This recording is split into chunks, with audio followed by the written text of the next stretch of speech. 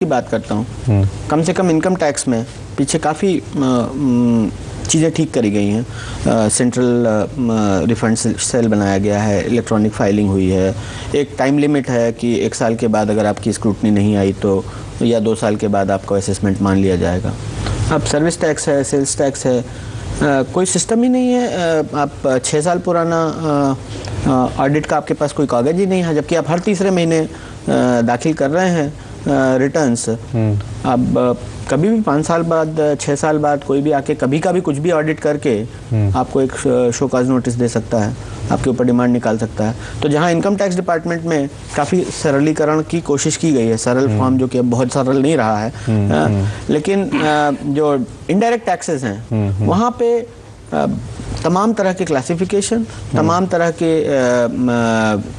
Penal laws और इस तरह के लॉज हैं।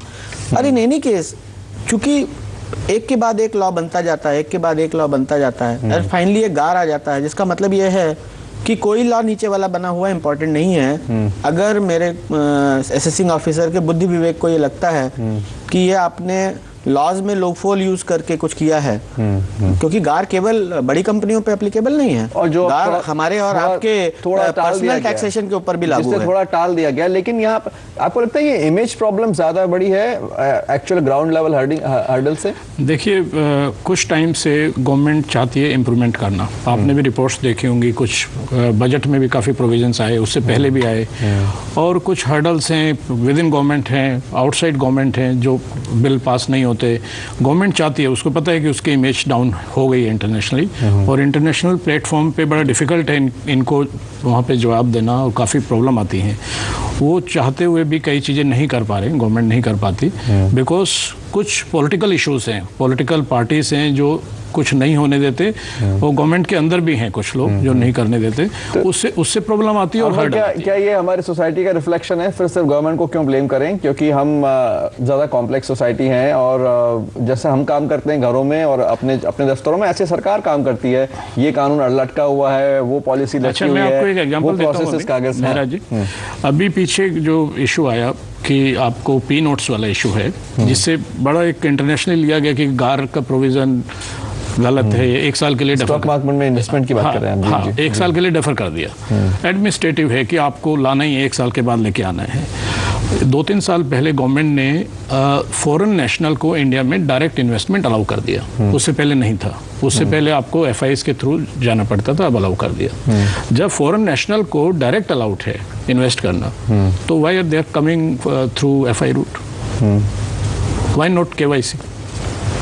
है ना, ये गलत है प्रोविजन। अमर, इस पे या किसी और बात पे जो हम पहले बात कर रहे थे? नहीं, पहला सवाल मेराज आपका था, ये सरकार भी समाज का एक रिफ्लेक्शन होती है। वेल, मैं नहीं मानता इसको, क्योंकि जो हमारे सरकार है वो हमारे लीडर्स हैं, और नेताओं को कभी कभी सही नेतृत्व तो उसी को कहा जाता है ना जो सही चीज़ करे। तो सिर्फ ये कह देना कि भाई जो हमें समाज में हो रहा है वही मैं भी करूँगा, तो फिर उनमें और हमें क्या फ़र्क हुआ?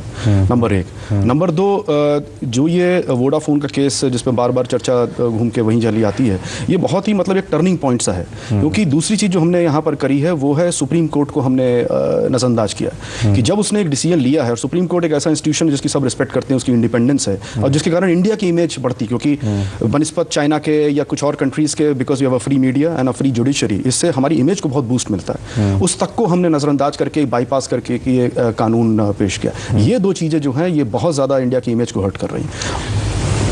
और आप दिनेश, आपके पास उससे पहले थोड़े से आंकड़े जो इस world bank doing business in India report में हैं, और क्योंकि टैक्सेस की बात हो रही है, आपको बता दें भारत की जो रैंकिंग है टैक्सेस को लेकर 183 में से 147वीं रैंकिंग है ईज ऑफ पेइंग टैक्सेस को लेकर। टैक्स में 140 देश हमसे बेहतर हैं जो सर्वे हुए हैं। On an average 33 tax payments करने होते हैं हर बिजनेस को, एवरेज। मतलब कुछ लोग 33 से भी ज़्यादा चीज़ों में जा के टैक्सेस देते हैं, ड्यूटीज देते हैं। एवरेज तौर पर 254 घंटे लगते हैं एक कंपनी को सिर्फ टैक्स के कागज़ तैयार करने में, और फिर एवरेज की बात हो रही करीब 24.7%, करीब 24% जो प्रॉफिट का है वो सिर्फ टैक्सेस पे करने में जाता है, यानी इसके बाद फिर प्रॉफिट निकाला जाता है। आप कुछ कह रहे थे, क्या हर बिजनेस को कोई एक्सपीरियंस आप शेयर करना चाहेंगे जब टैक्स पे करते वक्त दिक्कतें हुई हैं, या फिर अब पहले से बहुत अच्छी स्थिति है? आपको छोटी सी बातें बताता हूँ।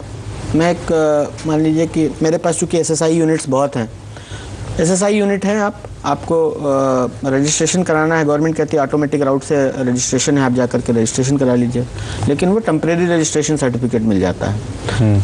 उससे आपको कुछ कहीं पे भी कुछ भी वो मिलना नहीं है। आप बैंक में जाएं, जो एमएसएमई की पॉलिसी है वो कहता है मुझे परमानेंट सर्टिफिकेशन चाहिए। परमानेंट सर्टिफिकेशन के लिए फिर से आप वहाँ जाइए, आप सेल्स टैक्स में रजिस्टर, आप एक नया बिजनेस शुरू कराइए, सेल्स टैक्स में रजिस्टर कराइए, आपने एक पैन नंबर भी दे दिया, अपना ये भी दे दिया, तो कहते हैं जैसे पहले सर्वे करके देखेंगे कि आपका बिजनेस एग्जिस्ट करता है कि नहीं करता है। मैं बिजनेस करना चाहता हूँ, मैं बता रहा हूँ कि मेरा ये एड्रेस है, मेरा ये नाम है, आप वेरीफाई करें। बट उसमें आप लेबर डिपार्टमेंट में अलग करते हैं, प्रोफेशनल टैक्स अलग करते हैं, प्रोविडेंट फंड अलग करते हैं, ईएसआई अलग करते हैं, एम्प्लॉय पेंशन स्कीम अलग करते हैं। अब एम्प्लॉयज़ की बात आई तो एक ईएसआई करके हमारे यहाँ लॉ है, 15,000 रुपये तक की सैलरी पे कुछ 5.75% पर मंथ ईएसआई कटता है ताकि उनका इलाज हो सके। हाँ, ताकि गरीब आदमियों को, चूंकि वो शहर में नहीं है या हेल्थ इंश्योरेंस नहीं समझते हैं, उनका सरकारी ईएसआई हॉस्पिटल्स में इलाज हो सके। 15,000 रुपये का 5.75% कुछ 5,500 रुपये साल के बनते हैं, 9,000 रुपये, 15,90 आसपास, 5-6 हज़ार रुपये साल के बनते हैं। 9,000 रुपये साल के बनते हैं। 9,000 रुपये साल। आप आज कोई भी फैमिली फ्लोटर हेल्थ इंश्योरेंस 2 से 5 लाख रुपए की बात करें, 5,000 रुपए में अवेलेबल है। हमारे आपके जैसे शहरी लोग वो फैमिली फ्लोटर हेल्थ इंश्योरेंस लेते हैं। अब आप ये सोचिए कि गरीब आदमी को इस नाम पे कि वो अपना इलाज स्वयं नहीं करा सकता, उससे 9,000 रुपए लेकर के, और ईएसआई हॉस्पिटल में किस तरह की सर्विसेज प्रोवाइड की जाती वो दे रहा है, जो आदमी बिजनेस चला रहा है वो इतने पैसे देगा एम्प्लॉयज के लिए। हम चर्चा जारी रखेंगे, जानेंगे कि कौन सी एड्रेस है, उनके क्या सॉल्यूशंस हैं, बाकी देशों में क्या हो रहा है। मनी मंत्रा में थोड़ी देर।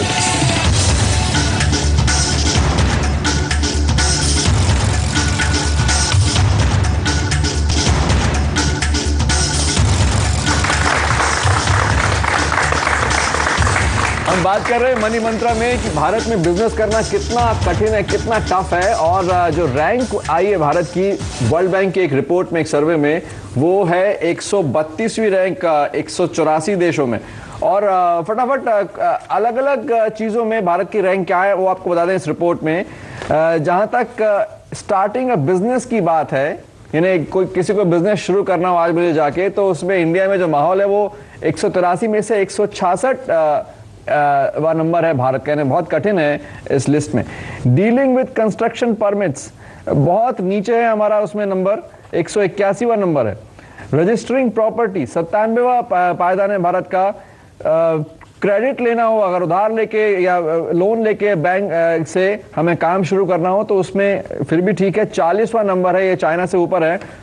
प्रोटेक्टिंग इन्वेस्टर्स, पेइंग टैक्सेस, ऐसे बहुत सारे पैरामीटर्स हैं जो हम आपको स्क्रीन पर दिखा रहे हैं। इसमें एक और मैं बात आपको एम्फसाइज करना चाहूँगा, वो है इन्फोर्सिंग कॉन्ट्रैक्ट्स। अगर आप किसी से डील कर लेते हैं साइन पर, लीगल पेपर पे, उसके बाद उस डील को लागू करवाना, उसमें कमर टूट जाती है। 182वां नंबर है भारत का, यानी कोई मानता नहीं है, लीगल कॉन्ट्रैक्ट करने के बाद भी पार्टनर्स आपकी बात नहीं मानते।